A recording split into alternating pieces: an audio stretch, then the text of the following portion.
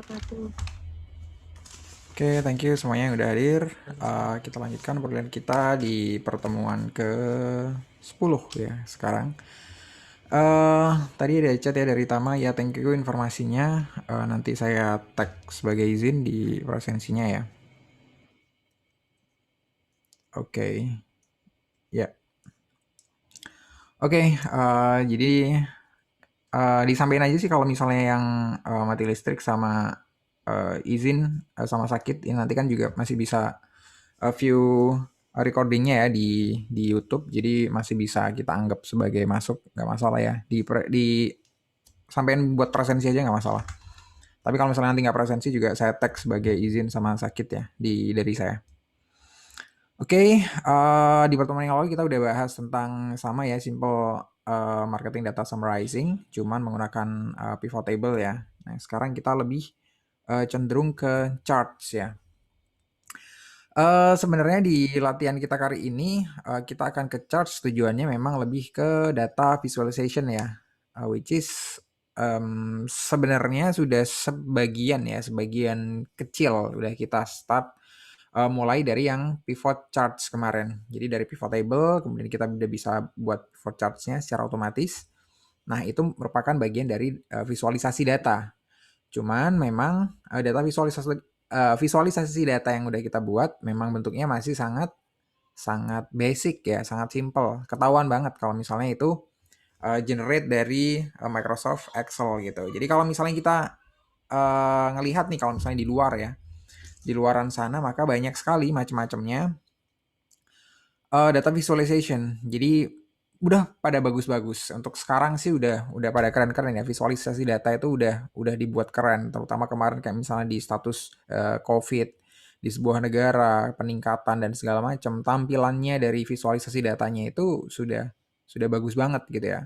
Apalagi mungkin sebelumnya terkait dengan pemilu misalnya gitu ya. Jadi pemilu dari daerah tertentu, itu ada kecenderungan ke calon pemilih yang mana, mungkin dari data yang didapatkan dari nge-grab data di Twitter, itu juga bisa dianalisis datanya, kemudian di situ ditampilkan visualisasi datanya, seberapa banyak sih orang yang cenderung menyuarakan ke paslon satu, ke paslon 2 dan lain sebagainya. Jadi itu biasanya sudah ditampilkan ketika di media-media populer ya, seperti di televisi, di uh, YouTube juga mungkin di internet, itu dengan menggunakan visualisasi data yang sangat-sangat menarik biasanya gitu ya. Jadi dari tampilannya sangat menarik, kemudian secara struktur juga sangat informatif gitu, jadinya lebih gampang kita cerna gitu. Apalagi untuk mungkin orang-orang yang visual banget ya, termasuk seperti saya, mungkin saya cenderung mungkin akan lebih mudah menyerap informasi dari hal-hal yang ada tampilan visualnya daripada pure di situ berupa angka gitu ya. Walaupun sebenarnya bisa gitu ya, walaupun sebenarnya bisa aja berupa angka, cuman dalam hal kecepatan itu lebih cepat kalau kita ngelihat visualisasi datanya. Nah, itu yang akan kita pelajari pada hari ini gitu ya. Cuman sebelum kita mulai, seperti yang udah saya sampaikan ya sebelumnya kemarin, kita bakal nge-preview dari tugas yang kemarin sudah dikerjakan, yang sudah masuk ke Spada tadi malam ya deadline-nya. Bisa satu orang mungkin ya waktunya mungkin cuma cukup untuk satu orang, mungkin nanti bisa menampilkan pekerjaannya ya dari prosesnya mulai dari awal hingga insight-nya itu didapatkan. Jadi itu ada 4 pertanyaan. Jadi untuk satu orang mungkin jawab pertanyaan yang nomor satu dan nomor 2 aja ya cukup ya. Jadi nggak perlu sampai nomor 4 biar nggak kelamaan. Oke, di sini mungkin secara random ya saya akan tunjuk. Jadi memang saya nggak belum melihat tugas kalian secara keseluruhan. Jadi ada beberapa aja yang baru saya lihat, baru saya cek gitu ya. Cuman di sini akan saya pilih secara random. Mungkin yang saya belum pernah mungkin ya. eh Nanti bisa di-share di screen-nya ya, di screen-nya, kemudian file Excel-nya kayak gimana, bisa disiapin. Mungkin satu orang di sini yang akan saya tunjuk adalah Dian Katrina. Jadi selamat Anda beruntung ya. Jadi Dian Katrina siap ya? Ya Pak, sebentar. Oke, jadi bisa disiapkan filenya tadi untuk bisa ditampilin nanti. Sedangkan punya saya share screen-nya saya tutup dulu nanti untuk bisa di-share screen sama Dian ya. Oke, share screen-nya. Ya, share screen-nya udah saya aktifin, jadi kalau Dian udah siap nanti bisa langsung dipakai. Oke, jadi secara umum mungkin dari semua mahasiswa yang ada di sini ada yang ngerasa ada kesulitan tertentu nggak ketika mengerjakan tugas yang kemarin gitu ya? Itu levelnya basic ya, basic. Jadi kita nggak bermain formula sama sekali, bahkan di kemarin ya kita nggak bermain hampir formula apapun nggak kita pakai. Kita langsung pakai pivot table, pivot chart, that's it gitu ya. Nggak ada yang terlalu susah gitu. Nah, kalau di latihan-latihan berikutnya, ada beberapa formula nanti yang terlibat gitu ya, ada beberapa formula yang terlibat, cuman juga nggak kompleks ya. Cuman nanti di sesi ini nanti juga akan ada sedikit perbandingan sih, atau mungkin pengenalan awal ya di permukaan aja, kita nggak akan masuk ke aplikasinya. Saya kan pertimbangkan untuk masukkan itu nanti ke dalam kuliah kita, cuman ya itu nanti pertimbangan di tengah ya nanti mungkin belum sekarang belum saya rasa masih belum. Jadi terkait dengan software untuk visualisasi data gitu. Jadi selain Excel yang akan kita pakai basic ya, Excel itu basic. Ada aplikasi-aplikasi lain yang mungkin sebenarnya bisa kita pakai gitu ya. Nah, itu apa nanti nanti akan saya jelasin. Oke, Dian, anytime siap langsung di share screen aja ya. Ini langsung dari awal gitu ya, Pak? Iya, iya dari awal ketika Excel-nya masih kosong.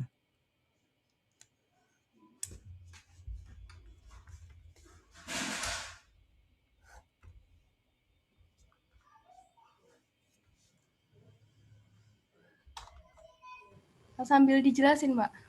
Iya dong. Ya. Oke, jadi pertama itu di select all gini, terus kemudian masuk ke insert, pilih pivot table, kemudian saya pilih ini, terus saya masuk ke sheet 2,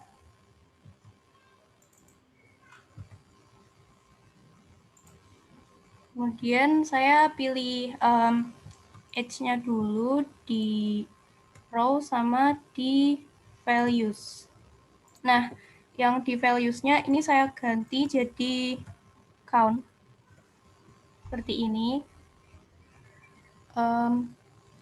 Kemudian saya ubah jadi kayak grup gitu di data.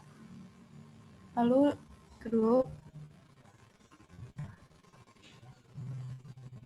Nah, ketemu seperti ini. Kemudian saya bikin count-nya ini jadi persenan.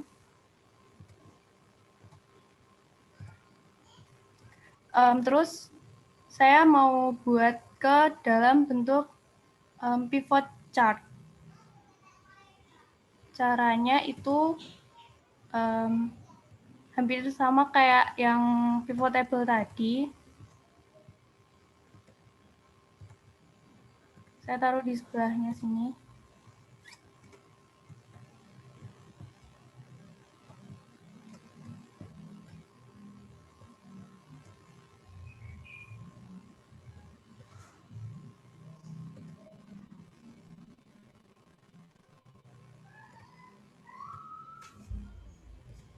Nah, jadi seperti ini.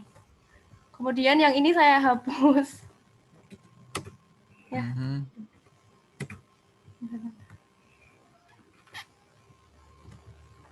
Nah, terus saya buat yang gendernya.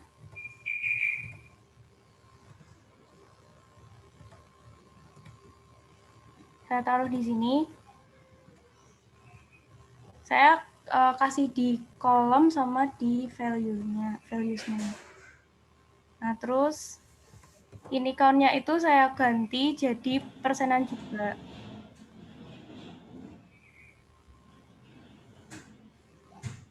Nah, debat seperti ini. Kemudian dari insight saya kemarin, itu yang nomor 2 tentang ini ya, apa, umur sama gendernya, itu yang perlu kita lihat sebagai manajer, menurut saya setelah melihat analisis dari data tersebut, bahwa sebagian besar pelanggan majalah ini 18 tahun sampai 37 tahun. Selain itu, hampir 80% yang berlangganan majalah tersebut tuh berjenis kelamin laki-laki. Wawasan ini perlu diperhatikan seorang manajer untuk dijadikan sebuah patokan dan dapat mengembangkan kontennya dengan menentukan konten yang sesuai dengan minat dari sebagian besar pelanggan tersebut. Menurut saya, majalah ini cocok dengan perkembangan dalam konten otomotif, berita yang sedang viral mungkin, kesehatan dan olahraga, terus fashion-fashion yang up to date seperti itu. Selain itu, majalah ini bisa melihat dari gendernya itu tadi, kita tuh bisa melihat bahwa majalah ini tuh bisa diiklankan di event-event pameran buat sebagian besar tuh lelaki yang datang gitu. Jadi kayak di pameran fashion, terus otomotif, bisa di barbershop atau juga cafe. Seperti itu, Pak. Oke, thank you Dian. Terus untuk yang kemudian yang ke oh udah ya, Pak. Udah yang itu aja. Cukup. Ya, thank you Dian. Tadi udah ini ya, overall udah oke banget sih kalau dari saya. Jadi memang secara langkah-langkahnya udah sesuai ya. Saya kira juga Dian udah cukup paham dengan pivot table mungkin sebelumnya, jadi udah ngoperasinya juga terbiasa. Sebelumnya udah terbiasa Dian pakai pivot table? Belum sih, Pak. Baru Oh, kemarin itu belum. belajar-belajar gitu Oh dia. gitu, belajarnya efektif ya. Iya. Jadi tadi udah terbiasa, udah ngerti gimana ketika menempatkan ada di row, ada di column, ada di values. Ketika ngeset values-nya itu harus tampilannya kayak gimana, sum count, kemudian percentage dan lain sebagainya, itu udah udah lancar banget gitu ya. Nah, itu mungkin yang emang perlu kita biasakan ketika kita ngerjain di pivot table gitu ya. Karena pivot table emang ya berhubungan dengan itu doang.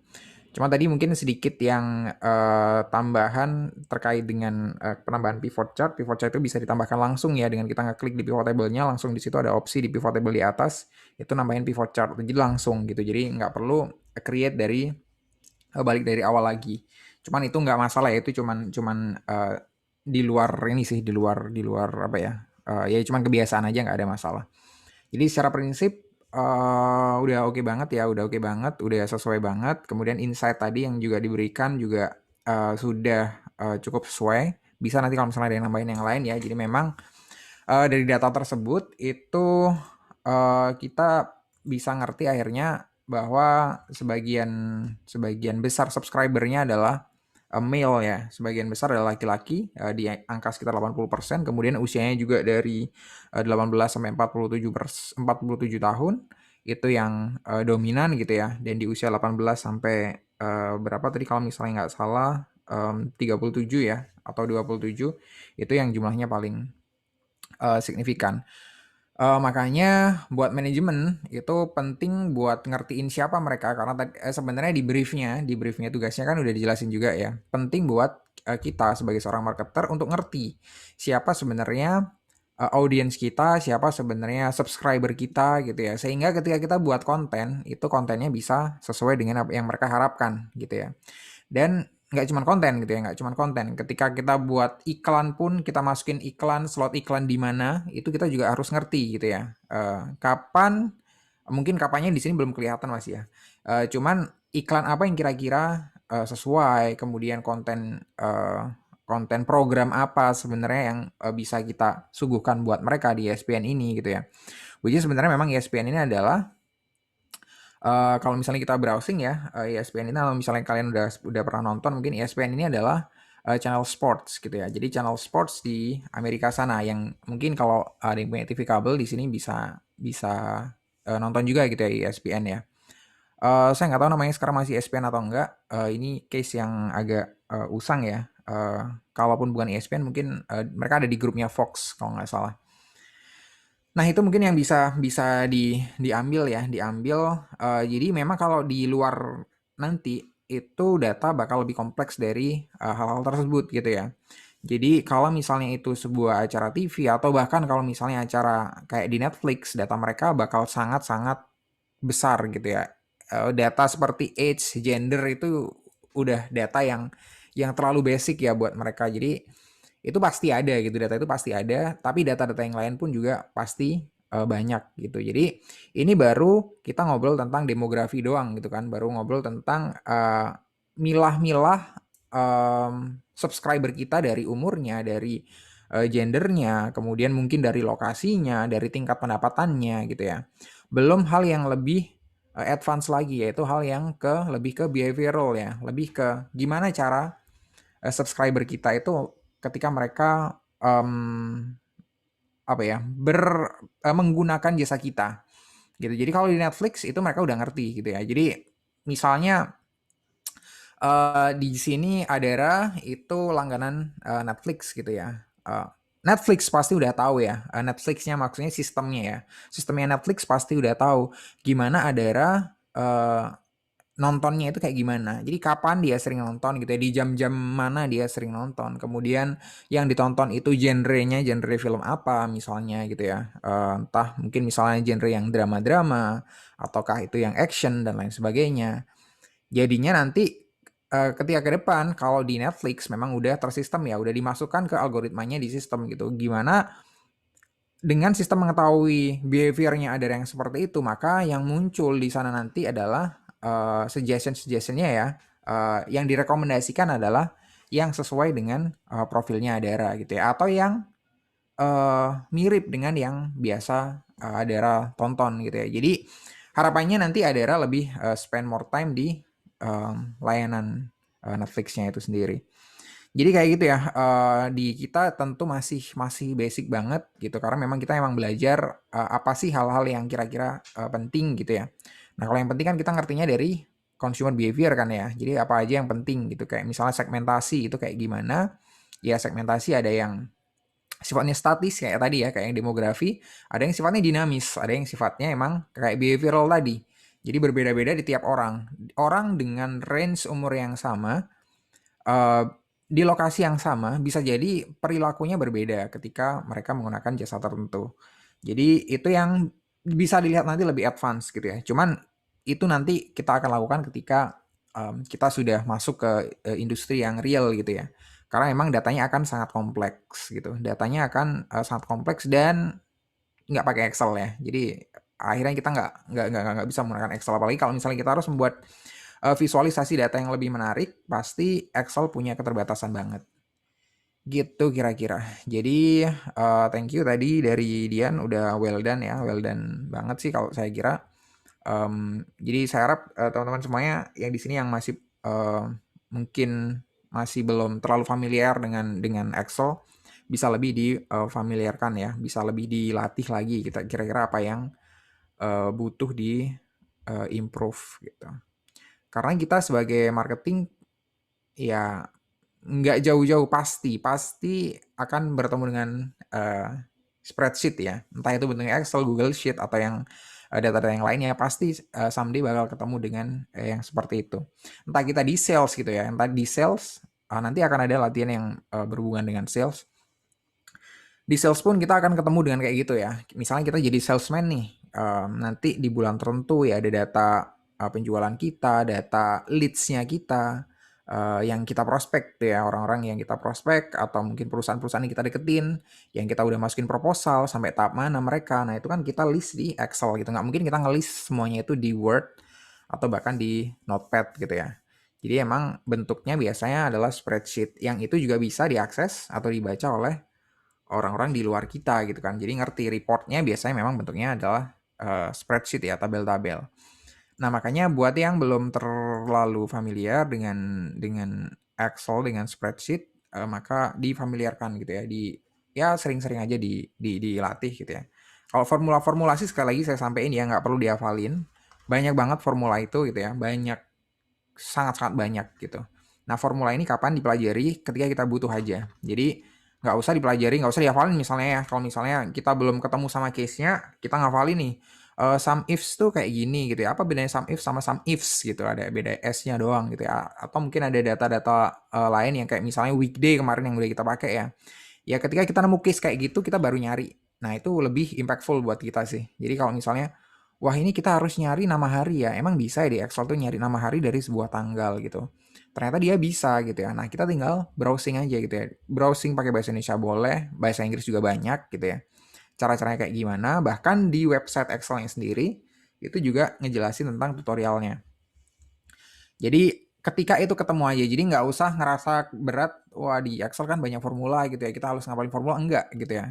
Jadi jangan ngafalin formula gitu, nanti bisa sendiri. Toh kalaupun kita lupa, juga tinggal buka doang kan, tinggal buka di tutorialnya, gampang gitu.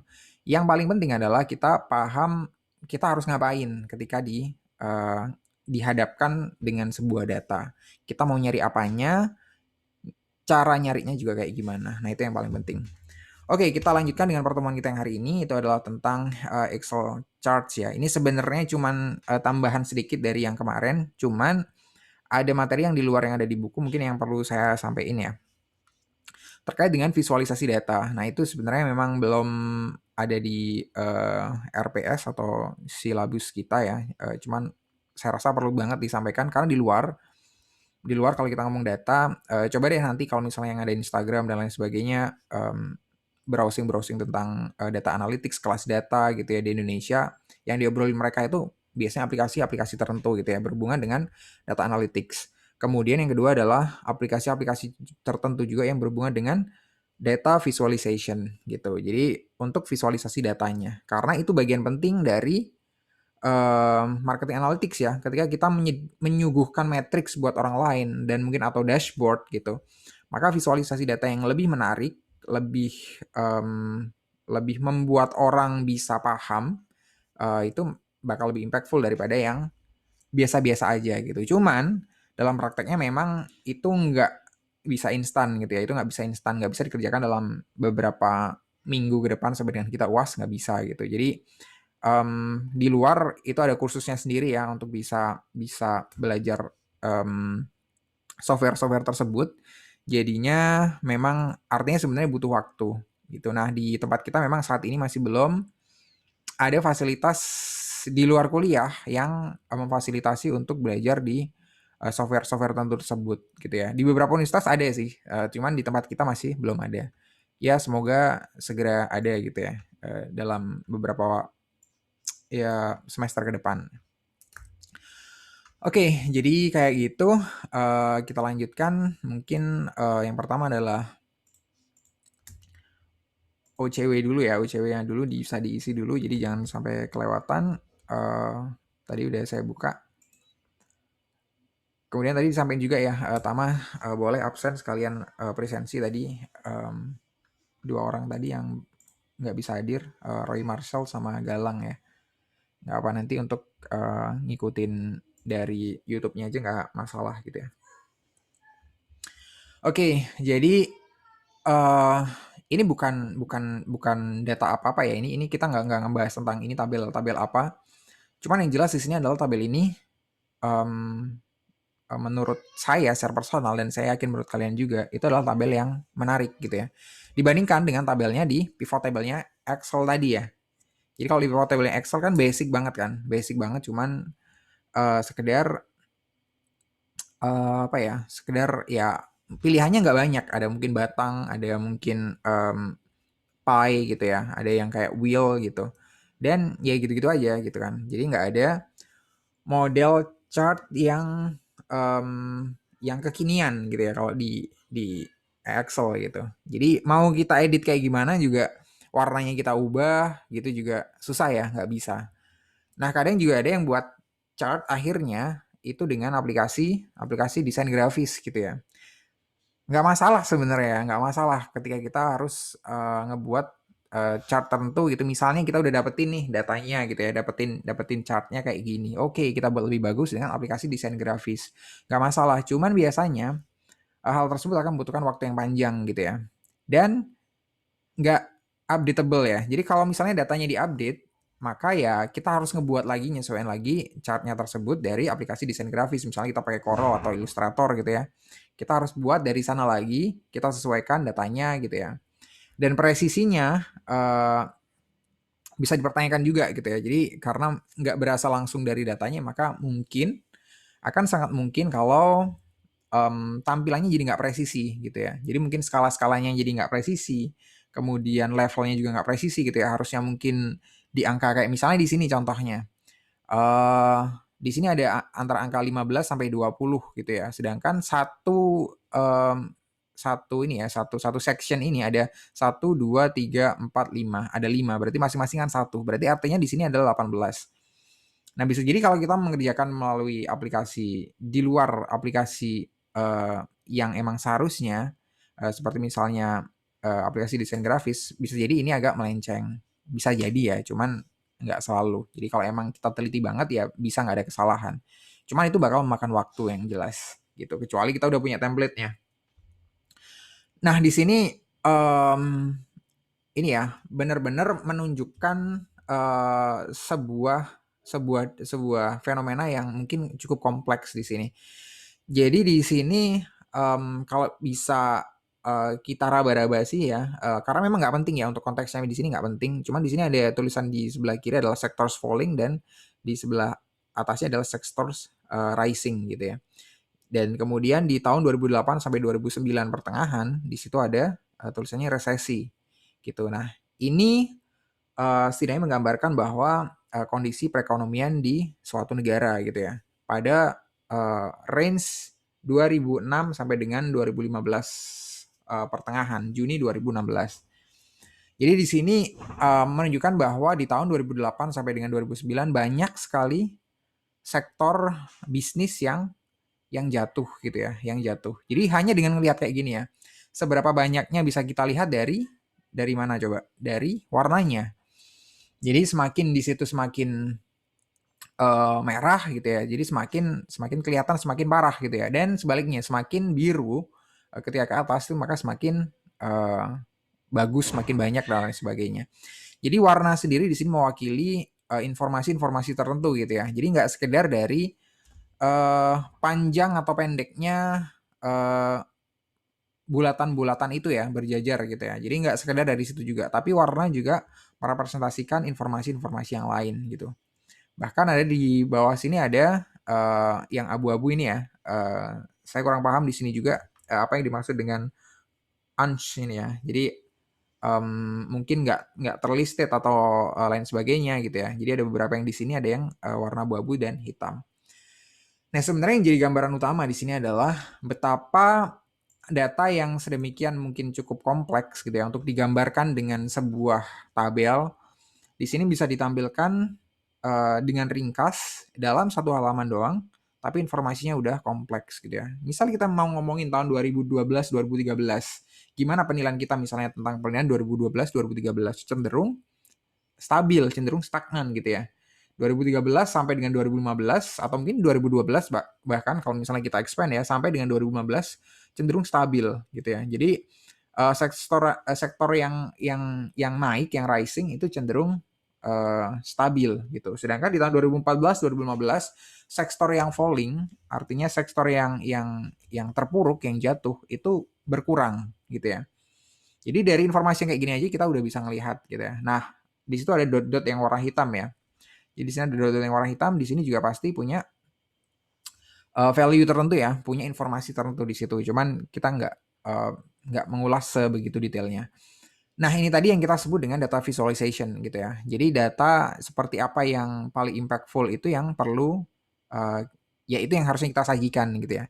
Nah, tadi kalau ngomong-ngomong tentang data visualization yang dibuat dengan menggunakan aplikasi grafis, kenapa saya nggak saranin? Sebenarnya saya juga termasuk orang yang untuk beberapa saat dulu itu menggunakan aplikasi yang sama gitu ya. Saya menggunakan Illustrator gitu kan.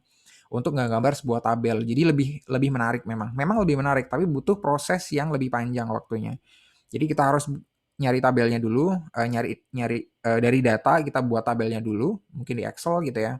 Baru itu nanti kita pindahkan gitu ya. Kita kasih warna, kita kasih bentuknya yang unik, kita kasih informasi-informasi lain gitu ya. Fontnya juga kita sesuaiin, kemudian skalanya juga kita sesuaiin dengan media presentasi kita. Kalau itu portrait ya, kalau misalnya kayak proposal portrait ya kita sesuaiin portrait, kalau landscape ya sesuaiin landscape gitu ya. Jadi di sana bisa kita lebih nyesuaiin. Cuman waktunya bakal lebih panjang dan keakurasian dari tabel tersebut bisa jadi lebih rendah ya daripada kalau misalnya kita menggunakan aplikasi seperti ini. Nah, yang jadi pertanyaan sekarang, apakah aplikasi ini bisa apakah data visualization seperti ini itu bisa di-generate dari Excel? Ya, tadi yang saya sebutin tadi, jawabannya nggak bisa gitu ya. Karena apa? Karena di Excel terbatas ya, fitur untuk data visualization-nya masih terbatas gitu. Dan mungkin akan selamanya terbatas gitu. Jadi nggak akan se-advance dan bisa ngebuat data seperti data yang ada di sini. Nah, siapa yang bisa ngebuat data yang seperti ini? Nah, di sini ada beberapa aplikasi yang paling sering diobrolin, nggak cuman di data analis di luar ya, tapi juga di Indonesia gitu. Makanya kalau nanti bisa browsing-browsing ya di YouTube kayak atau di Instagram, ini yang paling sering mereka pakai dan mereka pelajarin gitu. Terutama yang dua paling kiri ya, Power BI, kemudian Power BI itu Business Intelligence ya, dan Tableau ya, Tableau. Jadi dua ini yang paling populer. ClickView mungkin populer di luar, cuman kayaknya di Indonesia nggak terlalu sering dibahas ya. Nah, dua aplikasi ini yang jadi andalan buat ngevisualisasiin data-data yang bisa outputnya jadi menarik banget. Yang biasa mungkin ditampilin di televisi gitu ya, atau di media-media populer lain ya, biasanya dari Power BI sama Tableau ini. Kenapa Power BI sama Tableau ini jadi sedemikian strong ya? Karena memang mereka diperuntukkan sekali, emang aplikasinya memang dilahirkan untuk visualisasi data tersebut ya. Berbeda dengan Excel gitu kan. Excel itu kan hanya pengolahan data sederhana sebenarnya. Kenapa disebut sederhana? Karena sampai dengan data tertentu ya, jumlah data tertentu, maka dia akan responsnya akan cukup lambat. Nah, ini sebenarnya data yang sangat basic juga ya. Ini data yang sangat basic juga yang di-generate dari Power BI. Jadi sangat basic. Kenapa sangat basic tadi ya? Mungkin tampilannya masih hampir sama dengan yang ada di Excel gitu ya. Tapi memang ini didapatkan juga dari data yang Excel. Ini kita dapat dari data dari saya lupa exercise-nya yang kue ya. Kalau nggak salah exercise 1.2 kemarin. Jadi dari ini ya, cakes, coffee, cookies, spice, and smoothies by month gitu. Jadi dengan narik data dari Excel itu bisa kita lakukan ya di Power BI. Jadi Power BI itu mungkin informasinya yang perlu diketahui juga adalah Power BI itu dari Microsoft ya. Jadi masih saudaraan lah sebenarnya sama Excel gitu ya. Sehingga compatibility-nya dengan Excel masih oke sih. Kita bisa narik data dari Excel gitu ya. Dengan mudah saja, mudah dan cepat. Gitu. Jadi tampilannya nanti langsung kayak kita masuk di pivot table ya. Jadi nanti bisa kalian coba ya. Nanti kalian yang into data analytics atau data visualization bisa banget nanti untuk download Power BI-nya ya. Power BI gratis, bisa nanti dapetin di Microsoft Store ya. Saya kurang tahu kalau misalnya yang pakai Apple. Cuman kalau yang di Microsoft nanti bisa langsung masuk Microsoft Store dan di-download dari sana. Cuman sekitar 500-an megabyte kalau nggak salah. Nah, ini adalah tampilannya ya. Ini tampilannya. Jadi mungkin bisa saya tampilin. Jadi masuk di sini data, langsung kita masukin ketika kita impor datanya. Itu langsung tampilannya berupa kayak pivot table gitu ya. Bahkan kayak pivot chart gitu. Kita bisa tampilin di sini, chartnya bisa, tabelnya juga bisa. Nah, ini kan datanya. Datanya seperti ini. Kalau misalnya kita mau nambahin di sini ya bisa gitu ya. Cuman mungkin kurang familiar ya, kurang nyaman dengan operasi yang ada di situ. Cuman kalau misalnya contohnya tadi kita udah dapat datanya, udah punya datanya dari Excel, nah itu mau kita buat visualisasinya di Power BI bisa banget gitu ya. Artinya sebenarnya kita bisa pakai dua aplikasi ini secara bersamaan gitu. Jadi datanya tinggal kita import ya. Importnya juga gampang. Sorry. Di home. Nah, di sini ada get data ya. Get data bisa langsung dari Excel ini juga bisa. Jadi kita dapetin data dari situ langsung, nanti pilih file Excel-nya, pilih sheet-nya yang mana, udah langsung tampilannya kayak pivot table kayak gini. Bahkan di sini udah ada filters-nya ya. Filters ini yang mungkin kita kemarin memahaminya kalau di Excel itu sebagai filters dan juga slicers ya. Jadi slicer misalnya cakes-nya kita cuman mau ngelihat yang apa gitu ya, ada filter-filter tertentu misalnya gitu ya. Kemudian date atau month-nya kita misalnya juga mau select date atau month tertentu gitu ya. Jadi juga bisa. Nah ini misalnya Januari doang gitu ya, atau juga sekalian Februari, sekalian Maret gitu juga bisa. Jadi cukup powerful ya di sini ya. Jadi yang sudah biasa menggunakan pivot table nggak akan terlalu ngerasa susah ketika tujuannya cuma untuk ngebuat data visualization di sini. Dan di sini visualisasinya ada banyak. Nah, ini yang berbeda dengan Excel ya. Jadi di sini visualisasi datanya ada banyak macamnya gitu ya. Tergantung dari jenis datanya ya. Jadi tergantung dari jenis datanya. Jadi kalau misalnya data yang seperti ini, kita buat ini ya, scatter graph ya namanya ini. Jadi sebaran di bulan tertentu, di angka tertentu, itu juga bisa gitu ya. Nanti kita sesuaikan poin-poin yang ada di sini ya, yang ada di x-axis dan y-axisnya kayak gimana. Bahkan kalau misalnya di sini ada informasi tentang poin dari map, itu kita bisa buat sebaran di map tertentu gitu ya. Data kita kan nggak menyediakan itu ya, nggak ada data GPS location-nya, jadi nggak bisa ditampilkan datanya di sini. Jadi kalau misalnya ada data tertentu, data sales gitu ya, misalnya data sales yang seperti tadi, cuman bisa ditampilkan GPS location-nya misalnya ya, masing-masing itu terjadi di penjualan yang di mana aja, maka data yang seperti ini bisa kita pakai gitu ya. Kelihatan nanti, oh di toko yang ada di Beijing misalnya itu kayak gimana, data yang ada di Jakarta kayak gimana, yang ada di Hong Kong kayak gimana gitu ya. Jadi banyak macamnya, itu yang bisa kita pilih banget. Ini yang jadi kelebihan banget di Power BI dan juga Tableau ya. Jadi visualisasi datanya itu bisa banyak banget. Mulai dari ada yang pilihan di sini sampai dengan yang kita bisa tambahin, yang kita bisa tambahin di sini ya, get more visuals atau import visuals from file gitu. Jadi kayak ada template-template tertentu yang bisa kita import di sini. Jadi bentuknya nanti jadi bisa bermacam-macam sampai dengan bentuk yang kayak awal banget tadi ya, awal banget tadi kita. Nah, tampilan kebablasan. Sampai dengan tampilan yang seperti ini pun juga bisa gitu ya. Tinggal kita nyari template-nya. Cuman template-nya beberapa berbayar gitu ya. Cuman memang kekurangannya adalah Power BI ini adalah berbayar gitu ya. Jadi kalau misalnya mau nyobain yang cuman kayak gini-gini ya tadi, fungsi-fungsi dasarnya itu bisa kita pakai free-nya ya. Cuman kalau misalnya dia harus export reportnya ini ke dalam bentuk tertentu, ke dalam bentuk gambar dan lain sebagainya, maka itu ada di fitur yang pro ya atau premium ya. Jadi kita nggak bisa ngelakuin itu. Makanya di sini bentuknya adalah screenshot ya, bukan yang kayak di halaman yang pertama tadi itu. Jadi kira-kira kayak gitu ya Power BI ini. Nah ini mungkin di sini ada sedikit perbedaan dari Power BI versus Excel gitu ya. Kapan sih sebenarnya lebih lebih ke kapan kita harus pakai Excel, kapan harus pakai Power BI gitu ya. Jadi jelas di sini kalau Power BI availability-nya memang Power BI masih belum banyak gitu yang pakai gitu kan.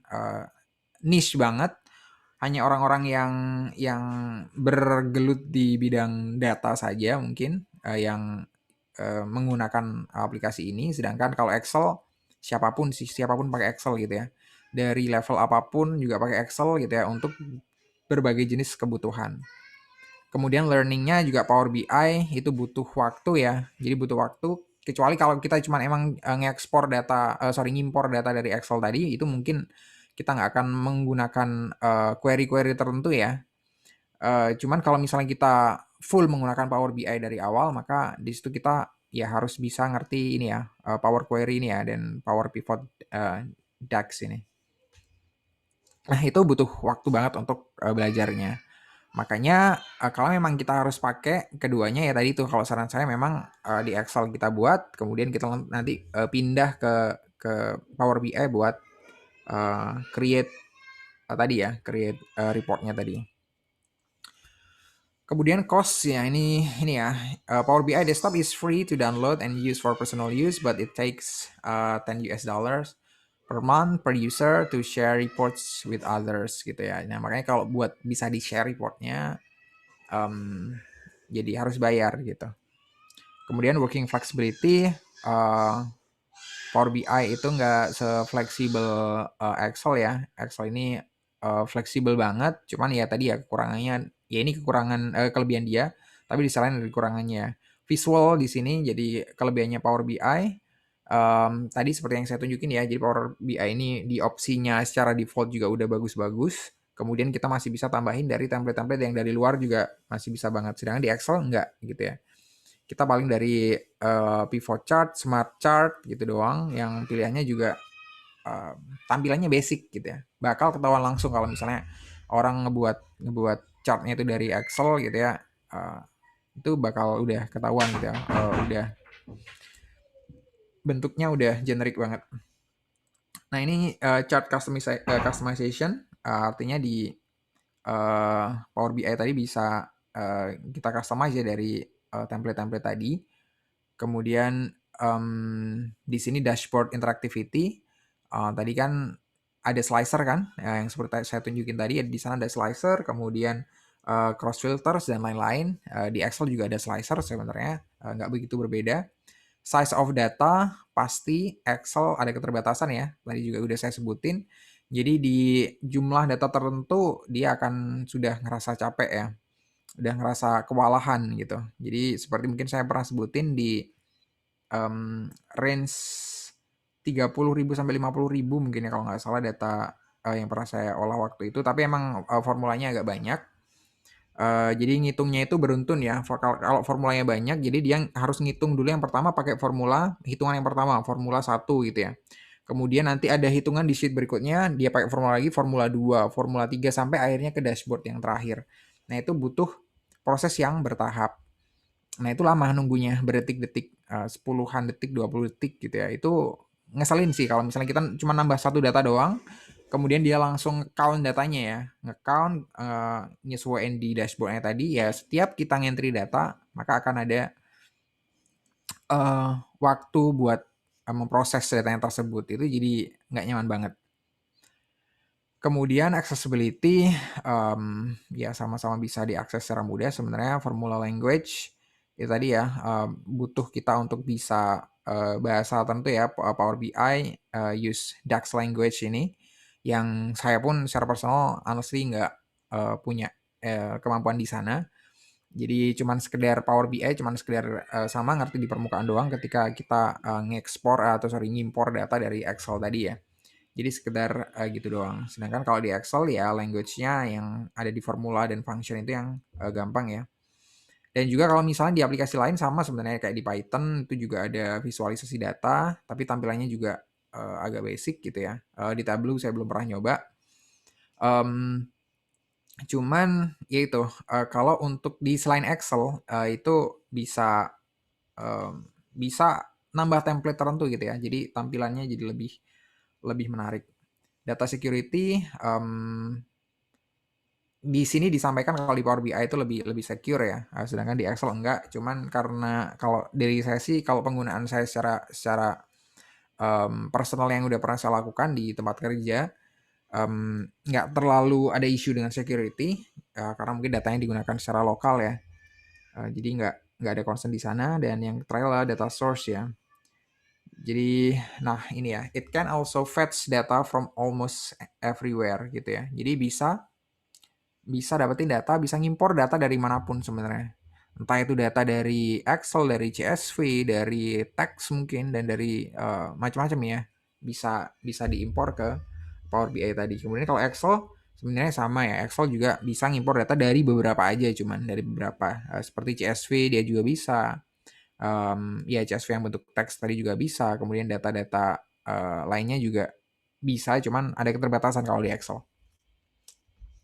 Jadi itu ya kira-kira untuk perbedaannya antara Power BI versus Excel gitu. Harapannya sebenarnya di sini bukan kita harus advance, akhirnya harus ngerti banget tentang Power BI, enggak. Itu optional ya. Nanti tergantung dengan minat kalian dan jenjang karir kalian nanti juga, karir apa yang kalian mau pilih untuk menentukan sebuah tools ini bakal berguna nggak buat kalian gitu ya. Nah kalau kalian dari sekarang emang udah berminat di data ya, maka diperkaya ya skillnya dengan aplikasi-aplikasi yang di luar dipakai gitu ya. Karena kalau data analytics di luar nggak ditanyain ya, kamu bisa Excel atau enggak gitu ya. Nggak ditanyain kayak gitu, mesti ditanyain yang aplikasi-aplikasi yang populer gitu ya, yang dibuat mereka yang Python, R, kemudian yang visualization mungkin Power BI atau Tableau tadi gitu ya. Itu yang biasanya ditanyain. Jadi kalau Excel mungkin udah nggak ditanyain.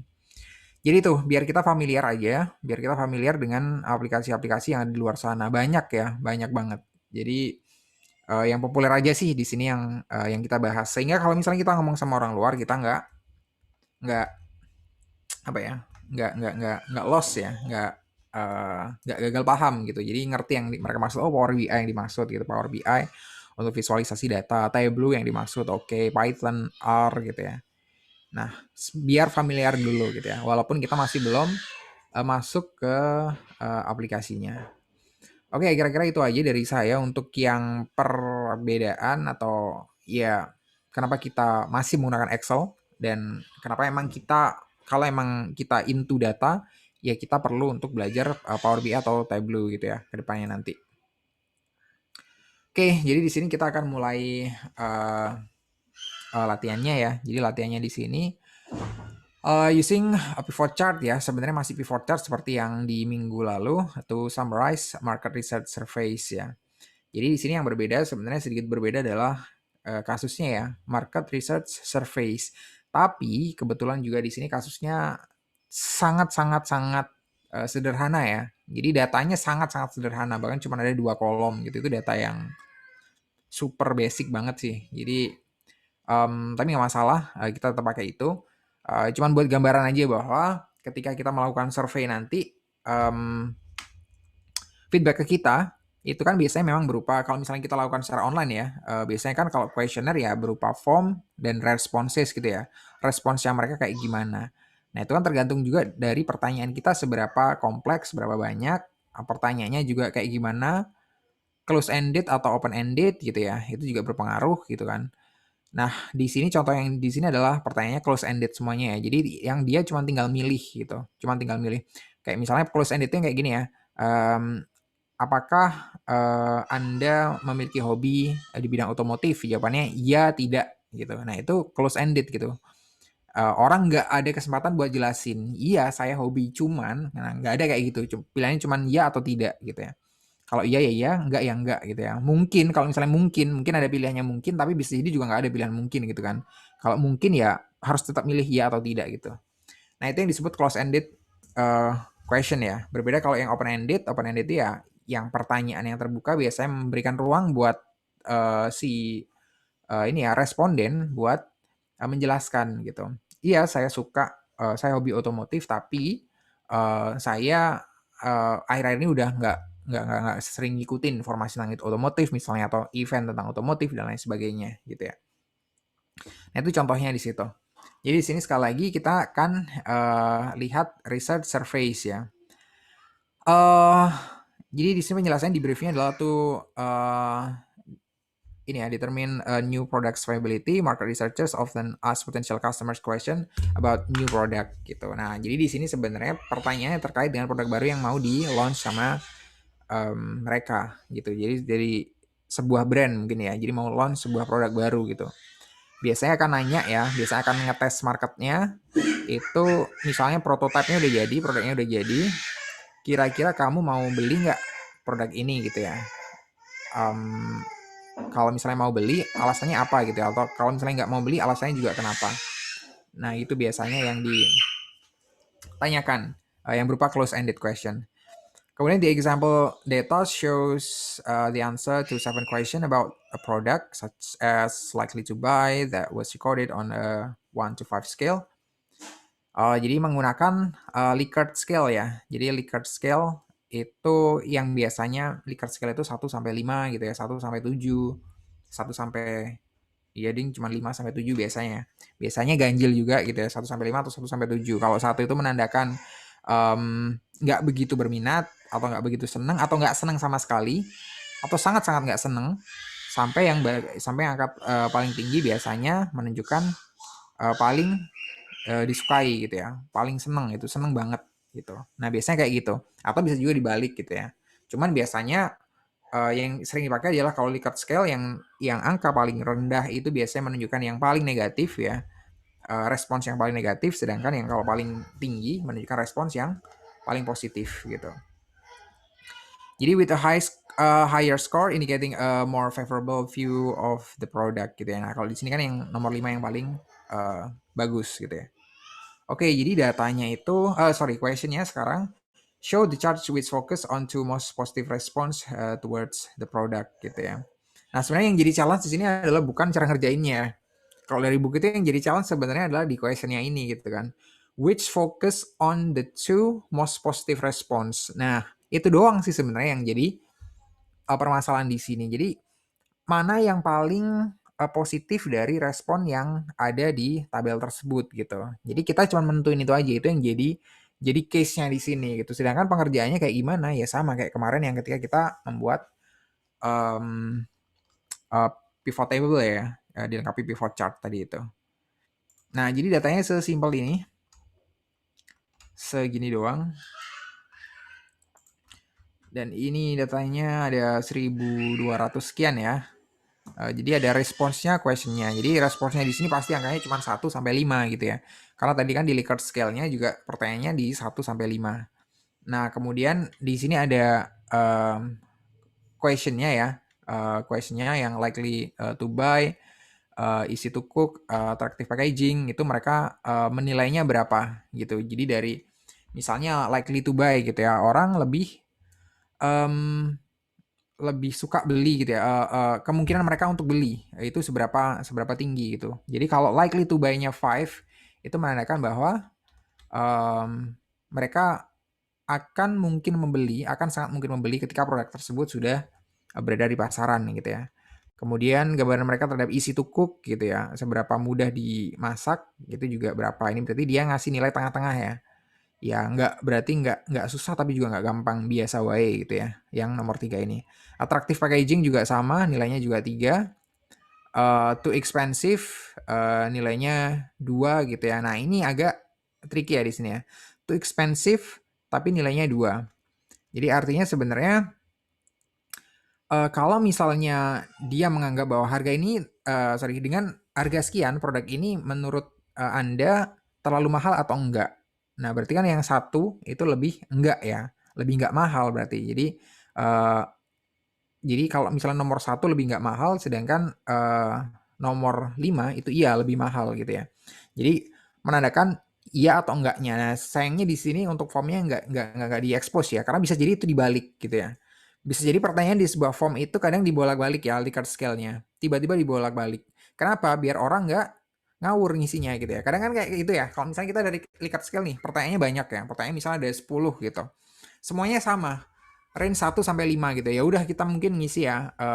Saya sih secara personal pernah ya mengisi seperti itu ya. Kalau misalnya lagi males banget ngisi sebuah form, ya udah kita ngisi entah itu dikasih 4 semuanya gitu ya. 4 4 4 4 4 4 4 4 sampai ke bawah oke gitu ya. Atau 5 5 5 5 5 5 gitu ya. Nah, kalau dengan pertanyaan yang dibalik seperti ini, kita bisa ngetes gitu ya. Jadi, kemungkinan konsumen ini atau responden ini itu ngawur atau enggak ngisinya. Nah, kita bisa ngetes dengan satu pertanyaan yang kita balik gitu ya. Seperti itu expensive di sini. Jadi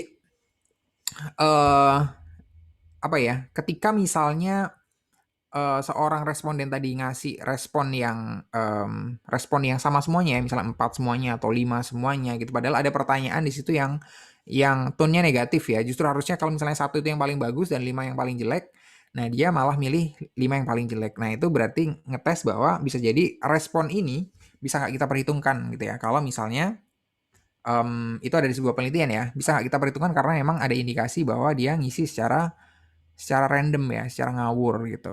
Nah, kayak gitu sih kira-kira. Itu cuman informasi aja, nggak terlalu ada hubungannya dengan data kita saat ini. Kemudian easy to cook, ini easy to cook-nya cuman ada satu gitu ya. Kemudian likely to buy, better tasting gitu ya, rasanya lebih enak. Nutritious meal, artinya makannya lebih bernutrisi, lebih bergizi, dan lain sebagainya. Nah, di sini cuman simply kita ngebuat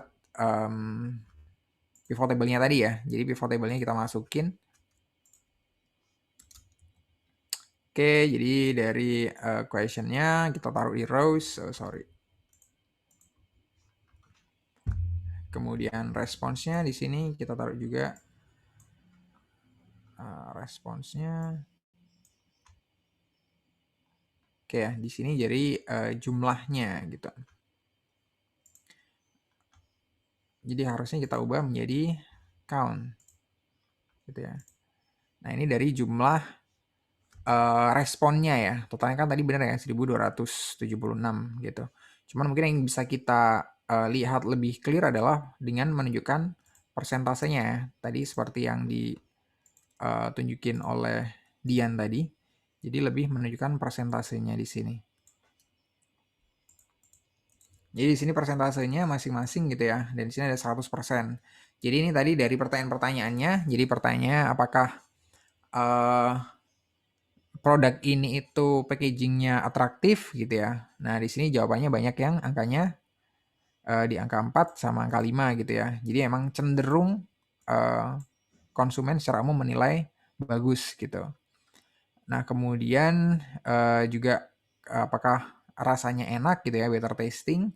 Di sini juga cenderung iya gitu kan. Jadi cenderung seperti itu.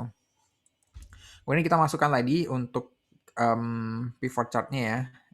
Jadi langsung bisa dari sini ya. Tadi kalau misalnya dari pivot table yang udah jadi, kita langsung ke pivot table tools ini. Kalau misalnya belum aktif, kita klik di sini.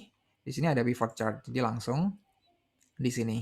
Nah, kita tunjukkan aja oke. Nah, ini sebenarnya agak mirip dengan data yang kita masukkan tadi dengan data yang kita tampilin tadi di Power BI ya. Jadi cuman sekedar chart yang simpel yang seperti ini aja. Nah, di sini sebenarnya kita milih 2 poin ya. Tadi kalau dari pertanyaan adalah 2 poin yang paling berhubungan dengan respons yang paling positif dari konsumen untuk membeli produk ini gitu ya. Jadi mana yang kemungkinan menunjukkan minat konsumen untuk membeli. Jadi kita bisa lihat di sini kan ada beberapa ya, attractive packaging, better tasting, easy to cook, likely to buy, nutritious meal, recommend to friend, dan too expensive. Jadi mana yang kemungkinan dijadikan pertimbangan utama, 2 pertimbangan utama dari konsumen, dia bakal beli atau enggak sih kira-kira. Kita ngelihatnya dari yang mana. Nah, kalau dari contoh yang ada di buku juga memang common sense ya. Itu memang bisa kita lihat dari 2 hal. Itu adalah yang pertama adalah likely to buy. Jadi jelas ya, ini kan memang pertanyaannya apakah kalau misalnya barang ini sudah ada di pasaran, Anda akan beli gitu ya. Nah, pertanyaan kayak gitu. Iya, saya akan beli gitu ya. Berarti kemungkinan kan emang dia bakal beli ya. Kemungkinan, walaupun kemungkinan ya. Kemungkinan dia akan beli. Kemudian yang kedua, mungkin yang berhubungan dengan yang pernah matrix yang pernah kita bahas sebelumnya itu adalah tentang NPS ya, Net Promotion Score ya. Jadi dengan NPS itu berhubungan dengan rekomendasi. Jadi bisa kita hubungkan juga dengan yang recommend to friend ini. Jadi 2 hal ini yang menjadi pertimbangan sangat utama ya, sangat utama dari research ini gitu ya. Ini research yang sangat simpel sih ya. Kalau kita bahkan ketika kita yang melakukan sendiri research ini di luar, mungkin research-nya nggak akan sesimpel ini gitu ya. Pasti masih ada hal yang lain yang pengen kita tahu dari konsumen gitu, daripada sekedar cuman gini doang gitu kan. Ini insight-nya terlalu sempit sih, terlalu dangkal ya. Di sini tadi bisa kita pilih ya, mungkin ya tadi yang ditunjukin adalah cuman likely to buy sama recommend to friend. Oke, jadi cuman kayak gitu doang. Jadi seberapa orang likely to buy, skornya cuma 4 gitu ya. Mostly cuma 4 gitu, walaupun di 5-nya juga cukup tinggi nilainya ya. Kemudian recommend to friend tadi juga tinggi. Artinya sebenarnya di sini konsumen memiliki minat yang cukup tinggi untuk membeli produk ini gitu ya. Nah, nanti mungkin bisa diulas lebih lanjut dari insight-nya mungkin mungkin apa namanya kemudian hubungannya dengan kebijakan manajemen gitu ya. Itu bisa diulas lebih dalam. Nah, kita di sini cuman sekedar nunjukin mana sih poin yang paling penting dari range yang ada di sini tadi gitu ya. Oke, jadi sekali lagi kalau misalnya kita yang ngadain surveinya sendiri, pasti pertanyaannya lebih dari ini. Ini kan berarti cuman berapa pertanyaan ini tadi? Ada beberapa totalnya 1, 2, 3, 4, 5, 6, 7. Ada 7 pertanyaan gitu ya. Jadi 7 pertanyaan masing-masing Likert scale gitu kan. Jadi mungkin ada pertanyaan-pertanyaan lain yang kita butuh butuh jawaban dari mereka ya. Seperti pertanyaan di sini yang nggak ada ya. Mungkin ini nggak berhubungan dengan data analytics, cuman penting kalau misalnya kita mau buat survei untuk ngenalin produk baru gitu ya, untuk ngedapetin respon dari masyarakat terhadap produk kita kayak gimana. Ya di sini kan nggak ada pertanyaan ketika misalnya dibandingkan dengan kompetitor gitu ya, atau dibandingkan dengan produk-produk yang sudah established gitu misalnya. Let's say kalau misalnya di sini ini ada judulnya easy to cook, berarti mungkin makanan olahan gitu ya. Jadi let's say di sini adalah mie instan gitu ya, mie instan gitu. Nah kita seenggaknya harus bisa nyebut brand lain juga nggak masalah gitu ya. Jadi jika dibandingkan dengan Indomie gitu ya, atau jika dibandingkan dengan Lemonilo misalnya, apakah produk ini menurut Anda cukup menarik buat Anda, masih menarik buat Anda gitu ya? Apakah Anda tetap ingin membeli produk ini jika Anda harus memilih antara produk ini atau Lemonilo gitu misalnya? Jadi pertanyaan seperti itu jadi penting ya, karena di sini nggak kelihatan kan, orang cuma sekedar menilai iya enak, iya harganya masuk, iya saya mau beli gitu kan. Tapi berbeda kalau misalnya case-nya dia langsung berada di toko gitu ya, di situ ada di stack-nya ada berbagai macam pilihan, apakah dia bakal eee, milih makanan kita gitu ya, milih produk kita? Belum tentu gitu ya. Karena apa? Karena produk kita berjejer dengan produk-produk lain gitu ya. Akhirnya dia membandingkan dengan produk lain. Nah, di sini nggak ada perbandingan dengan produk lain tersebut. Jadinya di sini bisa jadi bias ya. Bisa jadi orang yang di sini ngisi likely to buy, dia ngisi nomor 5 gitu ya. Dia kayaknya memang bakal beli, tapi cuman ketika udah ada di toko dia nggak akan beli produk kita gitu ya. Karena mungkin setelah ngelihat harganya, mungkin setelah ngelihat kemasannya, setelah ngelihat brandnya mungkin yang lebih terkenal atau enggak, atau dia terbiasa dengan brand tersebut gitu ya, maka dia akan ngambil brand yang lain. Nah itu ya, kalau misalnya di research mungkin yang perlu kita lengkapi. Cuman di sini hanya untuk menunjukkan bahwa data ini hasil dari sebuah research gitu ya, nggak masalah gitu ya. Jadi kita pakai data yang simple seperti ini. Nah kalau misalnya datanya lebih kompleks, pasti di sini di columns-nya di kanan-kanannya pasti lebih banyak gitu ya, nggak cuma 2 columns kayak gini ya. Ini terlalu terlalu simpel sih, keterlaluan simpelnya gitu. Oke, kita lanjutin dengan yang berikutnya ya. Di sini cuma ada sedikit waktunya. Yang berikutnya, nah ini. Jadi tadi saya udah sebut yang berhubungan dengan sales gitu ya. Jadi di bagian sales, kalau misalnya kita ada di bagian penjualan gitu ya, di bagian penjualan, um, entah kita jadi salesman-nya atau kita jadi manajernya atau jadi sales lead gitu ya. Jadi apa ya? Jadi team leader ya mungkin sebutannya kalau di sales biasanya. Itu pasti kita berhubungan dengan target gitu ya, dengan target, dengan number gitu ya. Ada target bulannya berapa, itu yang harus kita kejar. Kemudian di tiap bulan kita bakal nilai achieve atau nggak achieve dan segala macam gitu. Jadi di sini kita emang yang akan kita olah adalah data Salesforce rankings ya. Jadi ranking masing-masing Salesforce di bulan tertentu. Nah, di sini kita akan menggunakan exercise 2.2. Briefnya adalah if you manage a sales force, you need to determine if a salesperson performance is improving or declining. Creating customized icon sets provides an easy way to track salesperson performance over time gitu ya. Jadi nanti akan hubungannya dengan icon ya. The data in the sales tracker worksheet lists sales of salesperson during each month gitu ya. Jadi nanti data ini menunjukkan pencapaian sales di tiap bulan untuk tiap orang. Nah, yang jadi perintah di sini yang pertama adalah track each month with icons ya, up arrow dan arrow or flat arrow, untuk menentukan apakah salesperson ranking itu naik atau biasa aja atau uh, bertambah buruk gitu ya, atau bertambah ya semakin terpuruk. Kemudian yang kedua, make a sparkline graph to do the same purpose as task number one. Oke, jadi di sini juga simple sebenarnya. Ini hal yang simple, cuman nggak semua uh, ini ya, nggak semua data yang kita tampilkan memang bisa ditampilkan dengan menggunakan chart ya. Jadi kalau misalnya data di sini, kalau dashboard ini kita gunakan sebagai dashboard utama dan dashboard bulanan di sales, maka emang biasanya tetap dashboardnya akan bentuknya seperti ini gitu ya. Jadi di sini ada beberapa kolom utama ya. Ada yang di sini saya tambahin warna biar nggak bingung. Ada warna biru, merah, dan hijau gitu ya. Warna biru itu sales, penjualannya. Yang warna merah itu rank atau rankingnya, dan yang terakhir adalah trennya ya. Tren di bulan Februari gitu. Jadi dia turun atau naik gitu dari sebelumnya gitu. Jadi itu yang kita cari gitu ya. Nah, di sini sebenarnya mungkin pendekatan saya mungkin agak berbeda dengan yang dilakukan Winston di sini ya, karena ini memang agak jadul sebenarnya metodenya. Dan kalau yang di Excel itu sebenarnya sudah disediakan fungsi tertentu ya, fungsi tertentu yang buat menunjukkan yang ada di sini terutama. Nah, di sini ini masih menggunakan icon tertentu ya, icon tertentu. Icon tertentunya dari mana? Dari di sini udah nggak ada sih. Sorry, if H3, if H3, oke.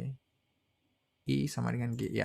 Jadi di sini ikonnya unik ya. Di sini ya, cara mengerjakannya unik. Kalau yang di sini itu ikonnya sebenarnya didapatkan dari hurufnya. Jadi di sini kan semuanya hurufnya apa ini? Calibri kan. Di sini semua Calibri, kecuali yang ada di sini. Di sini semuanya adalah hurufnya Wingding gitu ya. Wingding. Wingding ini huruf ya, kalau kalian saya rasa udah tahu ya, Wingding, Webdings itu huruf yang isinya cuma simbol-simbol doang.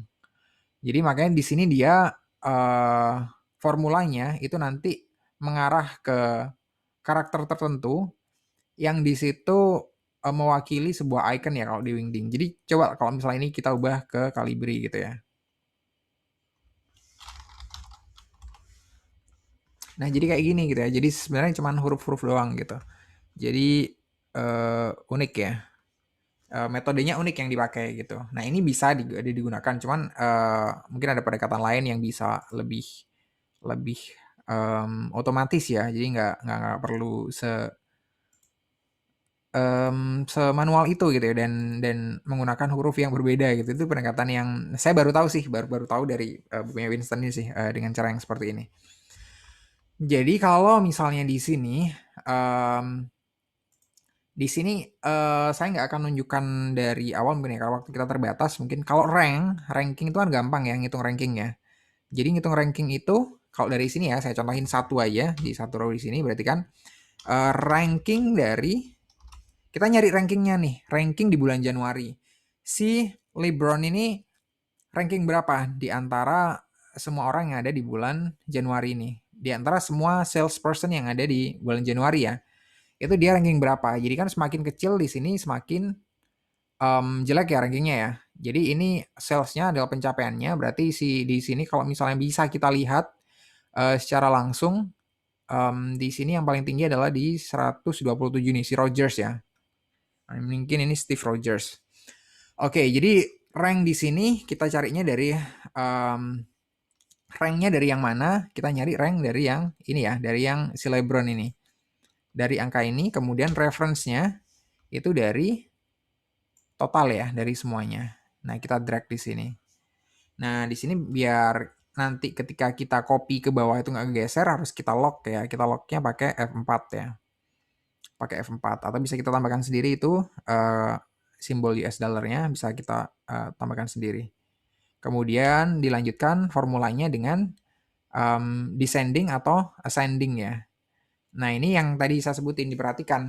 Jadi semakin besar nilainya di sini, itu semakin bagus atau semakin jelek gitu ya. Nah, kalau di sini sales kan menunjukkan performance dari seorang salesperson, maka semakin tinggi jadi semakin bagus gitu kan. Padahal kalau misalnya ranking yang kalau urut ya, nomor satu itu kan yang paling tinggi gitu kan ya. Urutnya kan yang nomor satu yang paling tinggi. Jadi makanya di sini kebalik ya. Kalau kebalik berarti descending.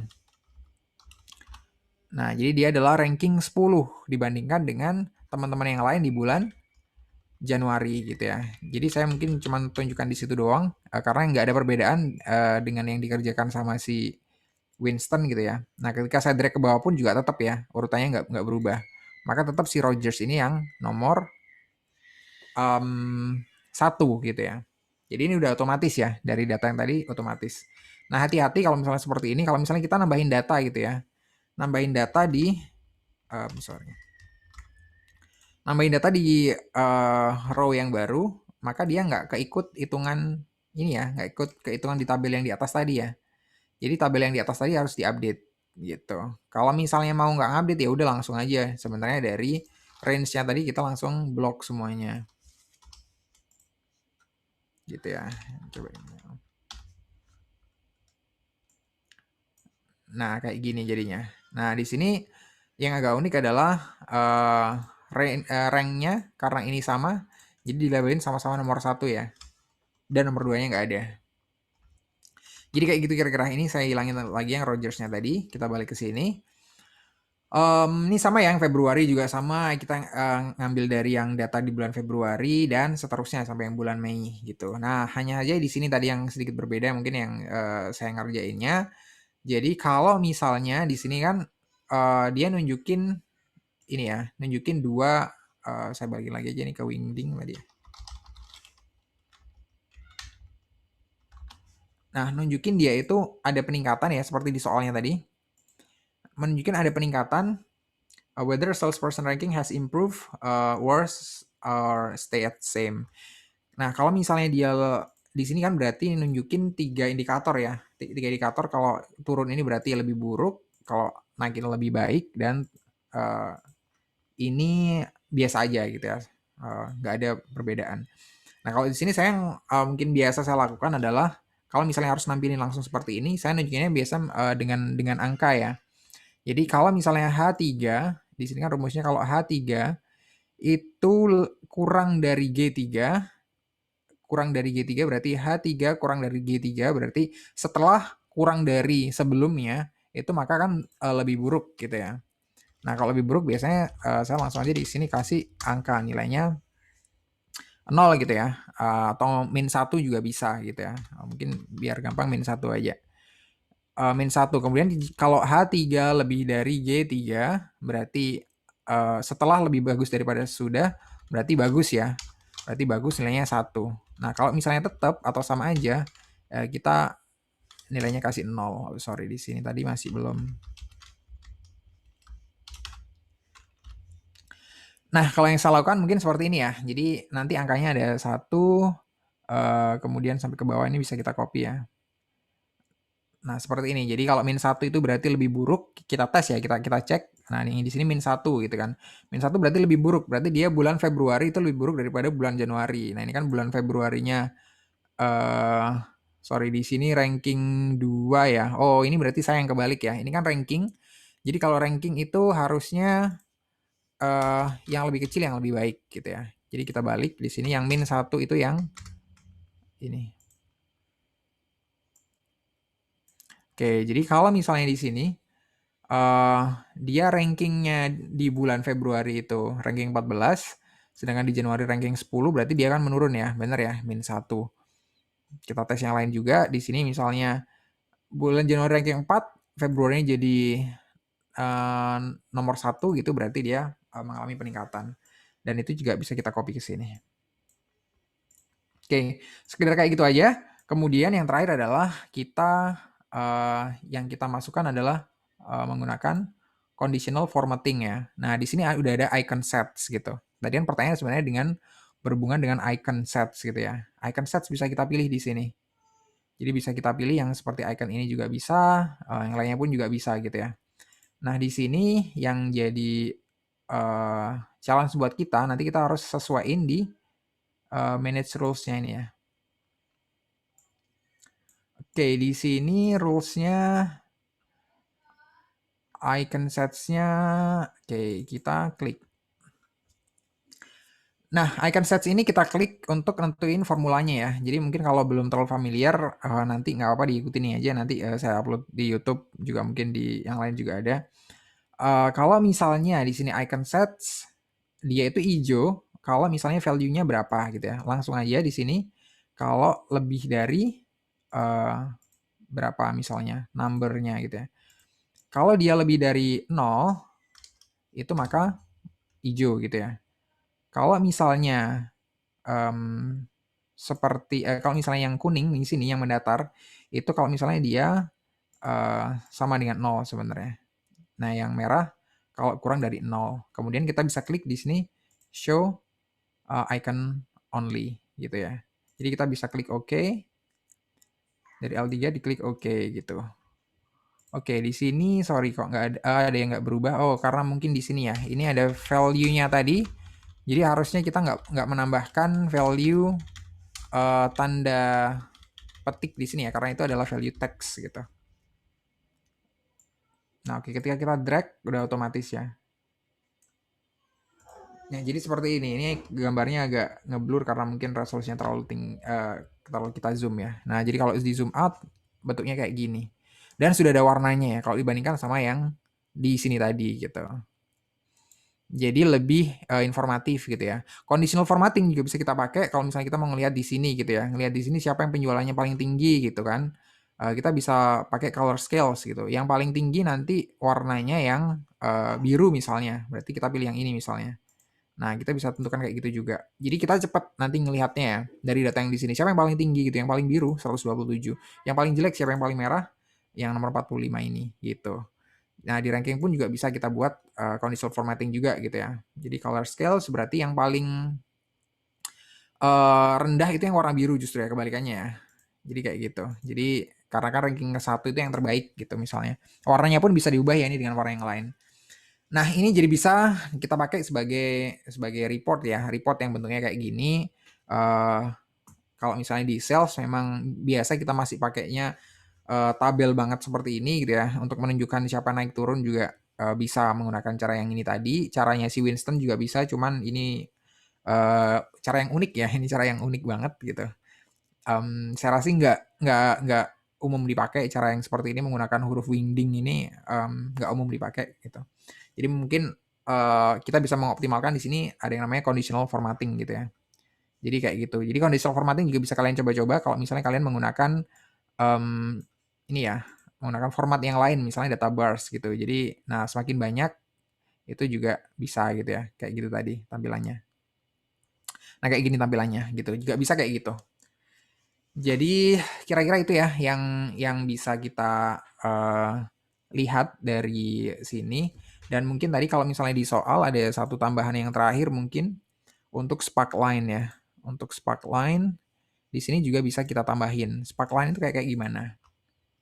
Tuh, jadi di sini bisa kita lihat kita masukkan secara langsung ya di sini.